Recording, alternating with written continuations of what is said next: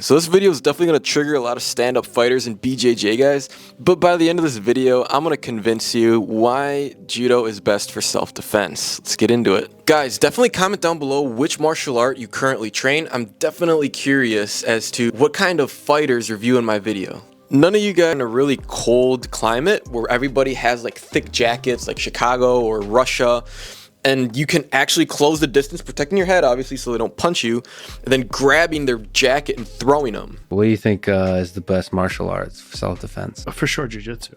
What judo as well, especially in a cold climate. If you get someone who's got like a heavy winter jacket on, my God, like judo is an incredible plus concrete.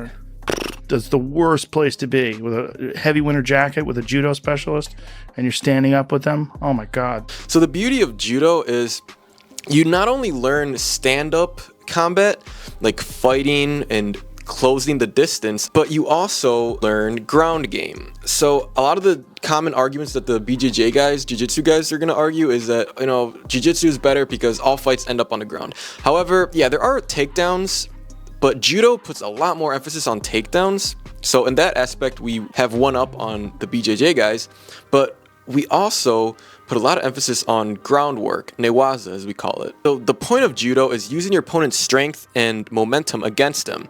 So once you throw him, the fight doesn't end. You don't let go of the guy that you throw. You hold on to him, and you're supposed to land on top of him after you throw him. So you pin him until he taps out, he gives up, he loses his energy. He gasses himself out by trying to escape the pin, or you could also enter right into an arm lock, a choke, some sort of submission until he gives up. You could like throw him, and like something I would do is like if I threw a guy, I'd probably like go right into an arm bar and be like, all right, you gonna keep it up? You giving up yet? You want some more? Huh? And then like have him begging for mercy basically. So that's why I would say judo is better than BJJ in self-defense, because the throws are just more efficient. I just feel like jiu-jitsu is more like technical, like, you know, spider crawling to grab the legs, and that's just really inefficient in my opinion. So judo's a lot more hip throws, a lot less energy. So in my opinion, judo wins there. Also, the philosophy of non-aggression in judo. Judo teaches self-control. Judo is by far the most respectful martial art that exists. It's literally in the name. Judo translates as the gentle way in Japanese. By just training yourself, conditioning yourself to always enter the mat, bowing down, showing your opponent respect and self-control. You never really see in Olympic judo matches like people like doing like stare downs before a fight, or like getting angry at each other like while they're fighting. I mean, the occasional like hothead will, but it's not like MMA or the UFC where like everybody's like in the press conference insulting each other. Obviously it's all for entertainment and marketing purposes, but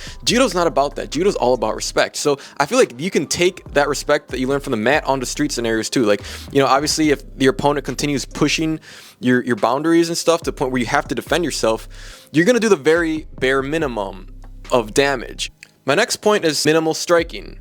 So this is contrary to the strikers out there that believe that all fights start with punching. Like doesn't matter how good of a grappler you are, if somebody knocks you good in the jaw, you're done, which I agree with. But that's why it's important to just protect your head and close that distance instantly, get a grip on your opponent, throw them and submit them.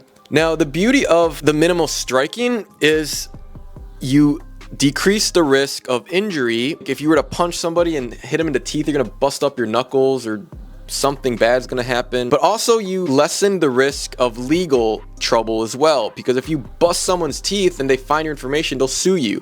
But with judo, I mean, yeah, you can bust someone's back if you throw them, but again, self-control. You're probably not going to try to kill the guy because you know that you're better than him in fighting. So like you would throw him in a controlled manner and put him in a lock until he gives up. You're not gonna actually bust his arm unless you're a hothead.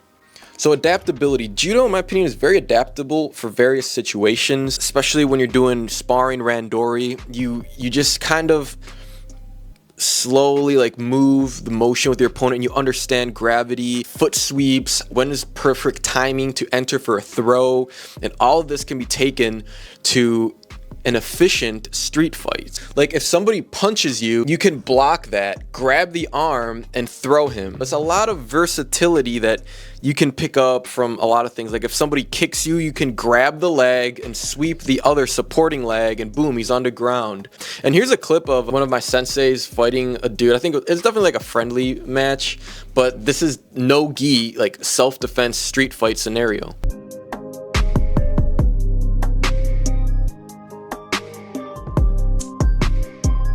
And boom, that's how fast you can end a fight if you're an experienced judoka, like Sensei's example over here. So again, I'm not undermining other martial arts. Obviously, every martial art has its pros and cons. They're all pretty much useful. But again, in my opinion, judo just reduces the likelihood of nasty, bloody, gory fights.